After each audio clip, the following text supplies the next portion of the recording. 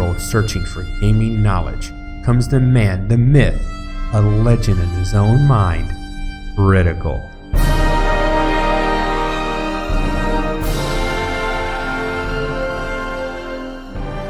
Welcome back, guys and gals. Critical here. Today I'm bringing you a new build guide, my Echo tank. Now, my Suninator was broken by the last update. It's not as efficient as it was before. And in the Discord, somebody was asking if I had done a Void Knight build yet on the new alpha, and I hadn't. And I thought, you know, let's go back to the Knight, let's mess around and see what I can figure out. And this is what I came up with. Now, I told this individual that what I would do if I was going to do one is put, you know, most of my points in the Void Knight, and then I would take a couple points in the Sentinel just to give me some defense. So this is what I did. I put 5 points into Steel Aegis. It adds 5% block chance and 25% block protection. And then I gave myself 25% chance to gain 50 health every time I block. And then on the Void Knight area, I went Devouring Blade. 50% chance, 50% increased damage if you have killed an enemy in the past 4 seconds. And then World Eater. 20% of melee damage is leached as health, 20% of void damage is leached as health. Sorrow and Steel, 70% increased void damage, 70% increased physical damage. So I'm not your standard tank that has the biggest, best armor and the best shield and has all those abilities to not take damage. No, I'm taking damage. I take a ton of damage, but I mitigate that damage with Leech from melee attacks and void damage. It'll become more apparent that this build synergizes with itself very well. My biggest problems are dots, especially poison. It's killed me once or twice. And single enemies. I have a way to deal with single enemies, but it's not as quick as groups. You give me a single enemy and I can sit there and tank it, no problem.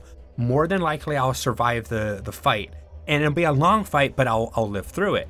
Give me a group of enemies and I'll just erase them from existence. That's how this tank works.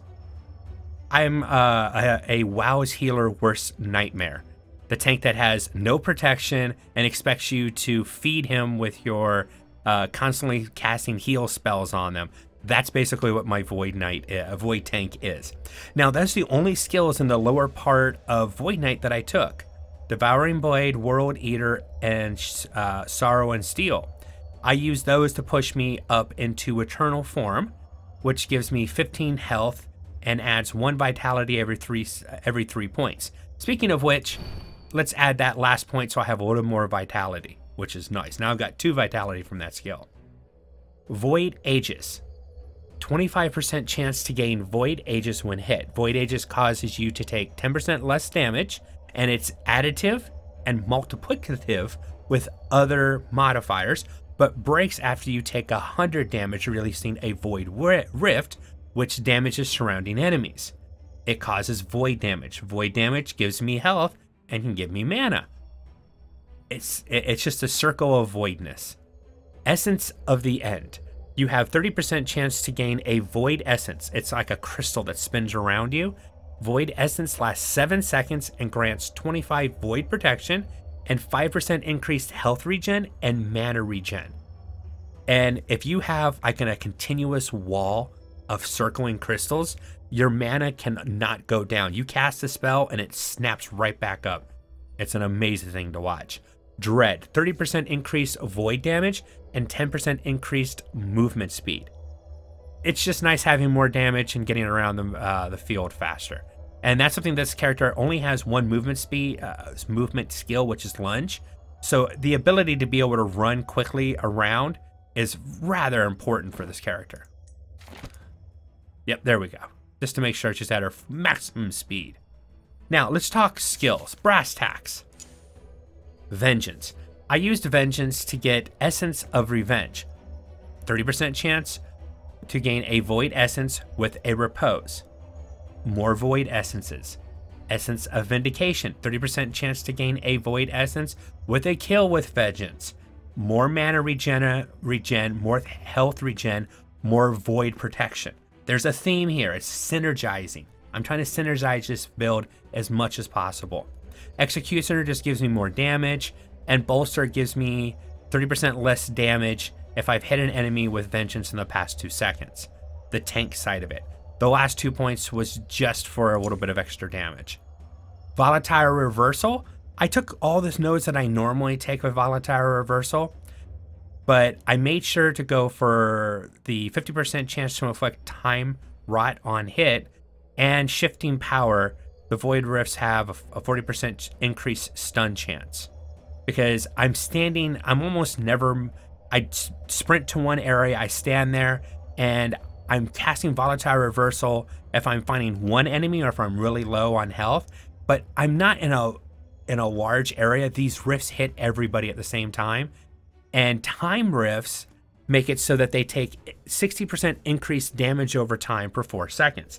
That's very important because one of my main ways of damaging enemies is damage over time from Abyssal Echoes. Now for Abyssal Echoes, I took Necromancer so that it's 50% less to cast, and I can cast it 25% faster. I took the Echo, I took 2 additional Echoes from Abyssal Cadence, and then I kind of spread them out a little bit and lowered the cost by taking Distant Echoes, so my mana efficiency is a little bit there. Because I'm casting it so often, I took Creeping Decay. It has a duration of the dot that Abyssal Echo gives, but it means that they can have multiple dots. If I'm casting this over and over again, that's important. Temporal Blight. This hitting an enemy with Abyssal Echoes also inflicts them with Temporal Blight for 2 seconds. It lessens their attack speed, their cast speed, their movement, and it multiplies with other, it synergizes well with other skills that do the same thing. I also took the Temporal Reaving so that the enemies take 30% increased damage over time per 4 seconds. So I'm doing a damage over a time ability that debuffs them for additional time damage over time abilities. Once again, this overall build is very synergized. It's the whole thought process. Abyssal Form is just a couple extra points I had. It gives me 15% increased health and mana regeneration, faster movement speed. This one makes it last a little bit longer, and then I attack and my cast speed is up by 10% when it goes off. That's just additive. That's just bonus right there. Lunge, I really like how the devs put this together. Into the Fray, 120% larger area of damage when I hit. I gain 6 health with this node, and then 8 health if I stun, which is why I took 8 points into Overwhelm. The Iron Onslaught, which is a throwaway point, increased damage by 5% for each 100 armor, up to a maximum of 100%. So just as a throwaway point to give me, you know, I am going to try to stack armor, so I might as well get some benefit from that. But the biggest node for me is Double Strike. It cuts the damage in half, but I get an additional charge. I'm mainly using this as a way to get around the battlefield, to get up to those enemies that are casting or spitting stuff at me. They're the ones that are the bane of my existence, on this build at least. And of course, the crowning achievement of Devouring Orb. This time I went Void Adept 6 for 6 for 60% increased damage while I have, now that's across the board, not just with Devouring Orb. Any way I damage an enemy, I have a 60% increase if I have my Devouring Orb out, which means I'm doing more void damage, more melee damage, and I'm getting more health and mana back. Abyssal Juggernaut, 50% increased additional elemental protection, 50 additional elemental protection and void protection, and on top of that, 50% increase after they add 50 to it, which is a nice buff, which means I'm doing more damage and I'm taking less damage when this up. So I need to keep my Devouring Orbs up as much as possible. Now, one thing you need to know, you only get that buff once. If you have 2 orbs out, you don't get a double buff. It's a single buff, unfortunately. I took the Rift Caller to deal 40% more damage from the Devouring Orb, and then Abyssal Expanse to do 100% increase of the effect. And then once again, another dot. Void Rifts created by your Devouring Orbs have 50% chance to inflict Time Rot on hit. Time Rot It decreases their casting time by 15%, increases stun duration, and deals void damage over time. Void damage heals me. Once again, we're coming all back to this circle of the void. They hit me, it causes me to retaliate with my skills. Some of my stuff goes off, protects me, causes damage to them. My abilities are causing more damage, more void damage, and basically I am a living void leech, the embodiment of a void leech. Basically, bring it on. You can't touch this. Now let's talk about the gear. I had a better weapon, but unfortunately it fractured, and it fractured pretty bad. So I'm stuck using this scepter right now, which is actually pretty good. The ones to note is void damage, 63% increase, and 22% of melee damage is leached to health, which is really nice. My helm is very important because it gives me 230 stun avoidance and 237 poison protection. That poison protection's good to have because I was on, I think it was wave 80, and I got killed by a large area of poison. I was actually trying to physically run out of it because all the enemies were dead, so I couldn't dash out of it, and I died before I could get out of the cloud. It was rather embarrassing. My shield's really nice because it has 37% innate block chance, plus an additional 13% block chance from a prefix that I added to it, which is really nice. My boots give me as much speed as possible, and the creme de la creme is my tome. It gives me 3 vitality and 18% increased health regeneration, 2 agility, and adds 26 dodge rating, elemental protection, and increased health regeneration. That is probably the nicest relic I could have found for this character. And as you'll notice, most of the stuff that I'm wearing is all fractured because I was constantly trying to make it better. And like I said, some of the stuff broke. I really had an awesome weapon, but unfortunately it broke. Now, one thing I want to show you is with a devouring orb. When I bring up more stats, look at where my protection, my armor and protection is at now. My attack DPS is only 86, and I have 0 to all these different attack abilities. All right, but when I cast my orb out, my basic DPS jumps up to 108. I get a huge boost. I have all these defenses up.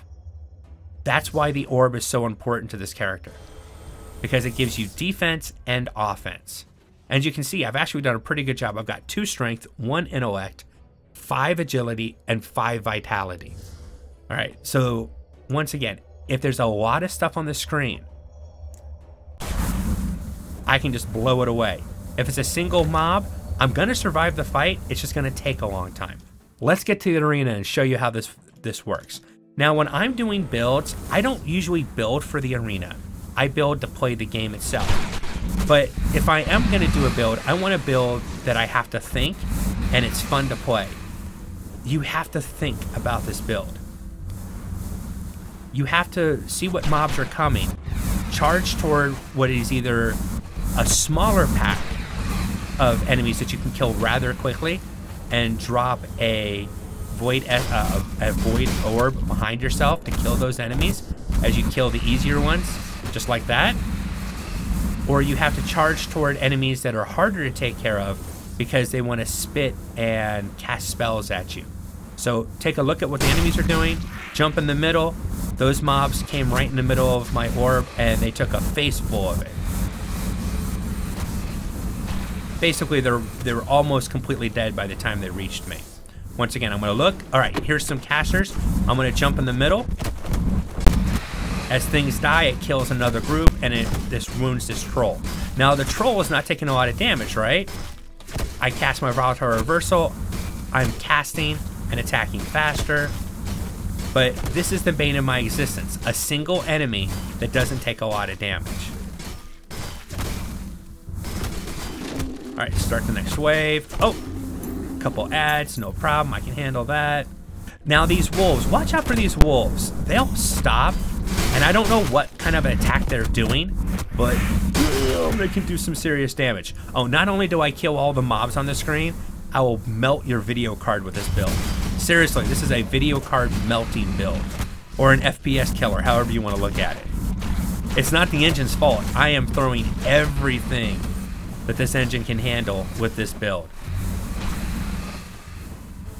Drop an orb. Always drop an orb in between. Oh, this will be a nice grouping. Let's charge toward these guys. Now watch how fast. I'm casting and I'm constantly getting my mana back because I have all those Aegis flying around me. And that's why I call this the Echo Tank. Let's get back toward the middle, charge toward this guy, drop another orb. They're all gonna come in and that orb is just gonna murder this big guy. Almost took him out, almost, it was close. Start the next wave. We'll do about 3 or 4 waves, just so you guys can get an idea. Now, like I said, I was asked already, you know, how far have you gotten? What wave did you get up to?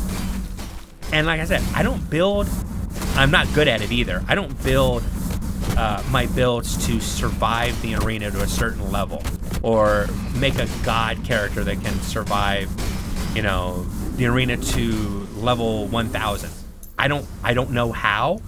And I think it's more fun to have a character that I have to think, you know, move around, look at the battlefield, see what I'm facing, and really consider what's the best use of my abilities. Do I want to drop an orb on this character on that group over there? I ended up dropping on this one. Jump over and then sit here and echo this one down. And by the time I get back over, that group is already dead. See, they all died just because of the damage of that orb I dropped right in the middle of them. This is a thinking build. Honestly, it is. If you're not thinking on this build, you will die very quickly. And make sure that you, anytime that you have an enemy that sends a wave attack at you, an area of effect, usually a void attack, make sure that you charge toward them, because you'll get past or beyond a lot of the damage. I won't avoid all of it most times, but you can get past a lot of the damage that you would have taken if you had just tried to run over there or walked over or even gone a different direction. All right, this group is the one I'm going to charge toward. The orb I left behind is going to kill basically the other 2 groups. Left with 1. Oh, hello. Back up. I'm going to charge toward this because they're casting at me. Always drop another orb. And with all the Aegis flying, I can just echo my heart to my heart's content. That's basically what I wanted to do, is build something that will allow me to keep echoing as much as possible. Abyssal Echoes is an awesome skill, but it is an FPS killer. But it's so much fun to use. All right, what do we got? What do we got? I'm gonna go toward the big spiders.